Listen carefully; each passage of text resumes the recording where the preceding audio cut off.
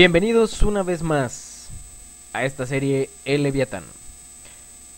Este capítulo ya se había grabado, se subió por problemas con lineamientos de YouTube, se dio de baja el video, se volvió a grabar, se volvió a subir y una vez más tuvimos problemas con los lineamientos de YouTube, por lo que hay que volver a grabar este video. Retomándolo en donde lo habíamos dejado, hemos estado hablando acerca de los conceptos de por qué Dios mata. Y en este punto necesitamos entender algo. Ya hemos visto el concepto del arco de Dios, etcétera, etcétera. Vamos a seguir hablando de unos puntos que tienen que ver. Y quiero hacer énfasis en la verdad acerca de los ángeles. Un libro de Ellen White, del cual extraemos algunas citas, otros de otros libros, pero especialmente por lo siguiente. Ellen White aquí nos narra cómo se les informó a Adán y a Eva que debían salir de su hogar edénico. Ya no era seguro que permanecieran en el jardín del Edén, no fuera que en su condición pecaminosa tuvieran acceso al árbol de la vida. Ahora, en Dones Espirituales, página 3, párrafo 45, dice: Santos ángeles fueron enviados a conducir a la pareja desobediente fuera del jardín, mientras otros ángeles guardaban el camino al árbol de la vida. Cada uno de estos poderosos ángeles tenía una espada resplandeciente en su mano derecha. La Biblia, en el Génesis, nos describe esta escena: una espada que se revolvía fue puesta. Aquí Ellen White directamente nos dice que cada uno de estos ángeles tenía una espada en su mano derecha, y esta espada resplandecía. Lo que a mí se me viene primero a la cabeza es imaginar estos sables de luz de Star Wars, estas espadas láser. Tal vez sería que los ángeles tenían algo parecido. Sabemos que la premisa básica de esta serie es que Satanás no se inventa nada, sino que todo lo copia. Entonces, ¿será que este concepto del mundo de Star Wars, que lo hemos visto referenciado muchas veces en esta serie porque realmente nos da pistas a que es un plagio total de lo que hay en el cielo, de cosas que han pasado? Vemos estas espadas resplandecientes. Ahora, en otro texto de la Review and Herald nos dice: ángeles poderosos, con rayos de luz que parecían espadas que se movían en todas direcciones, fueron colocados como centinelas para evitar que Satanás o la pareja culpable tuvieran acceso al árbol de la vida. Entonces ahora vemos que las espadas que tenían los ángeles eran realmente rayos de luz que parecían espadas. Entonces, ¿qué concepto es lo que se nos está viniendo a la mente? ¿Realmente es esta imagen de Star Wars? Finalmente, de Historia de la Redención dice: el plan bien trazado por Satanás consistía en que Adán y Eva desobedecieran a Dios, recibieran su desaprobación y entonces participaran del árbol de la vida, para que pudieran perpetuar su vida pecaminosa. Pero se envió a los santos ángeles para cerrarles el paso al árbol de la vida. En torno a estos ángeles, o sea, a su alrededor, surgían rayos de luz por todas partes que tenían el aspecto de espadas resplandecientes. Entonces ahora ya no solo son las espadas que tienen en la mano, sino que la gloria, o lo que se le llama por misma Ellen White la panoplia celestial, esta vestidura, esta armadura de luz, lo que realmente hace es proyectar rayos que son como si fueran espadas resplandecientes.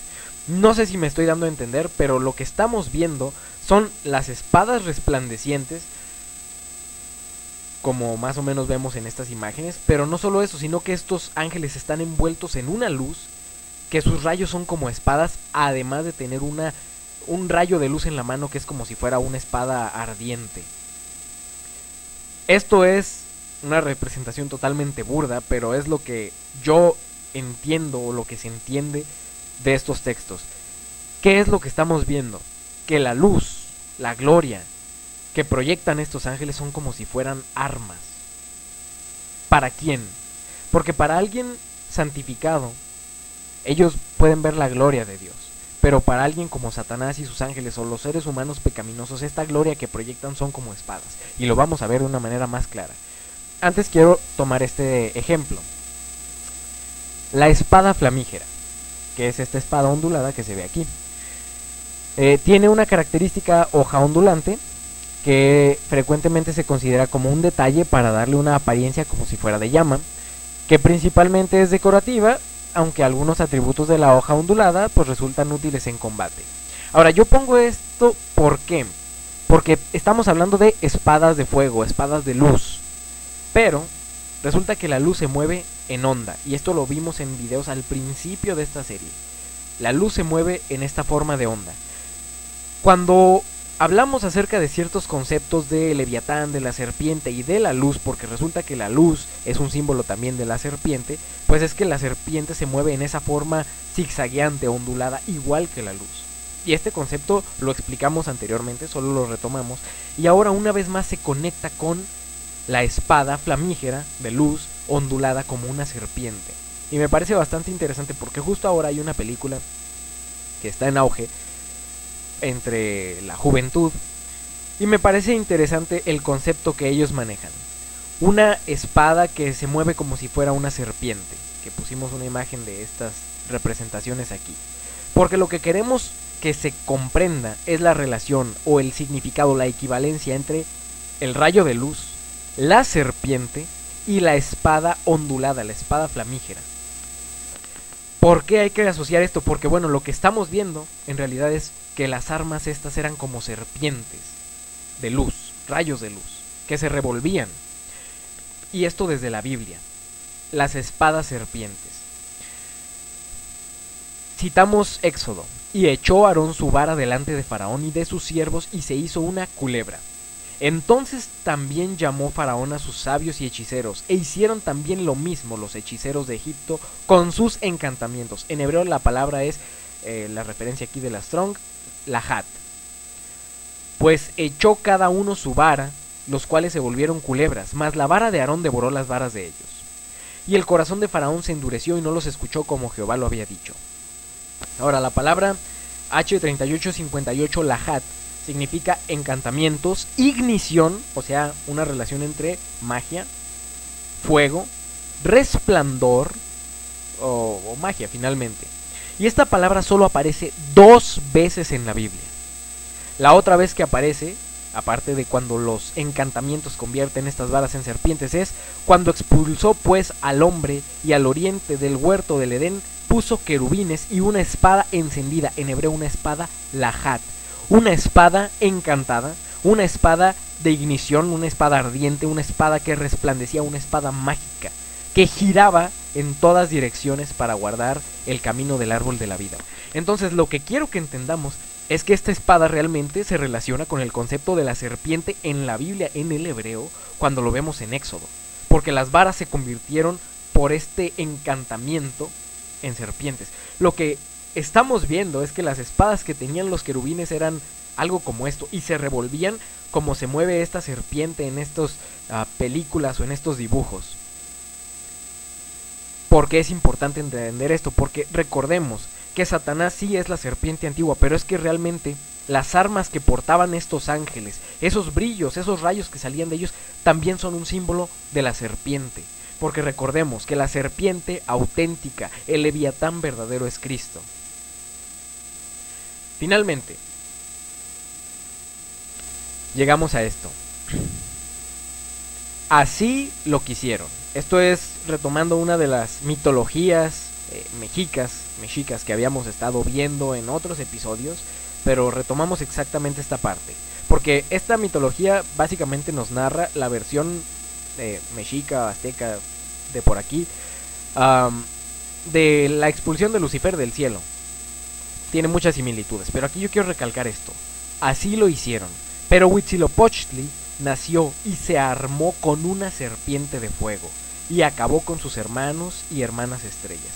Huitzilopochtli, este falso Cristo, más Satanás que Cristo, va y hace la guerra con una serpiente de fuego, que es su arma. Una serpiente de fuego. ¿Qué estamos viendo? La espada serpiente, la espada flamígera, que se mueve y se revuelve, las armas celestiales. Cortó la cabeza de su hermana Coyolxauhqui, que también era un símbolo medio serpentino, que quedó en la cima del cerro mientras el cuerpo desmembrado fue arrojado hacia el pie del cerro. Básicamente nos narra cómo el sol vence a la luna. Pero el arma es lo interesante, la serpiente de fuego. ¿Será que esto Satanás se lo inventó? No. Aquí cuando Cristo va y expulsa a los mercaderes del templo, nos dice Ellen White, un miedo aterrador se apoderó de la multitud que sintió la sombra de la divinidad de Cristo. Gritos de terror escaparon de cientos de labios palidecidos mientras la multitud se precipitaba al lugar.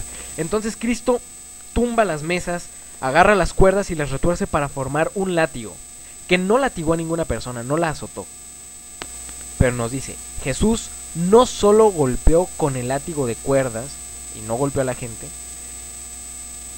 más bien dice, Jesús no los golpeó con el látigo de cuerdas. Aquí se nos aclara, Jesús no golpeó a nadie, porque Jesús no es violento, sino que a los ojos culpables y a los ojos de quienes, de los culpables, aquel simple instrumento les pareció como espadas relucientes y enfurecidas, girando en todas direcciones y amenazando con derribarlos.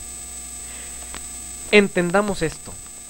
La gloria, la luz que proyectan los ángeles, la luz que proyecta Cristo, esta gloria, para ojos culpables es como espadas. El arma que portó Huitzilopochtli, que es esa serpiente, esa espada serpiente, ese látigo serpiente, es exactamente lo mismo que vieron los culpables cuando Cristo expulsó a los mercaderes del templo. Satanás no se inventa absolutamente nada, y a veces lo que vemos como totalmente pagano tiene un trasfondo bíblico, solo que mal aplicado. Si la presencia del Señor santificaba el monte, su presencia hacía igualmente sagrado el templo erigido en su honor. Así termina la cita. Entendiendo que la cara del dragón, que es Cristo, se ve solo a ojos culpables, que esto tiene mucho que ver con la blasfemia contra el Espíritu Santo, podemos entender cómo funciona el castigo de Cristo. Y vamos a ver esto en la obra extraña, cuando nos dice Ellen White, él tenía rayos brillantes saliendo de su costado, y allí estaba el escondedero de su poder. Aquel costado traspasado del cual fluyó una vez la corriente carmesí que reconcilió a Dios con el hombre, que ya vimos que es un símbolo de serpiente, ahí está la gloria del Salvador, ahí está el escondedero de su poder, poderoso para salvar. ¿Por qué? Porque de ahí también salen rayos, otro símbolo de la serpiente. A través del sacrificio de la redención, él fue capaz de ejecutar justicia sobre aquellos que despreciaron la misericordia de Dios. Lo que básicamente vemos es que en la segunda venida de Cristo, esta obra extraña se ejecuta de la siguiente manera. Los rayos, que para unos son esperanza y el recordatorio de la salvación de Cristo, para otros van a ser como serpientes, como espadas, porque son culpables. Y esa justicia es la que Dios va a ejecutar. ¿Cómo es posible que de ese costado emane salvación y destrucción al mismo tiempo? Esa es la obra extraña. Y es precisamente lo que se va a abordar en capítulos más adelante. Lo que tenemos que entender es que cuando la Biblia nos habla de espadas, de la espada del Señor, de la lanza refulgente que Dios usa, o de las flechas que Dios va a utilizar, en realidad son rayos brillantes. Los rayos brillantes de su costado, los rayos de su gloria, igual que las armas que usan los ángeles. Este es el concepto de la segunda venida. Esos rayos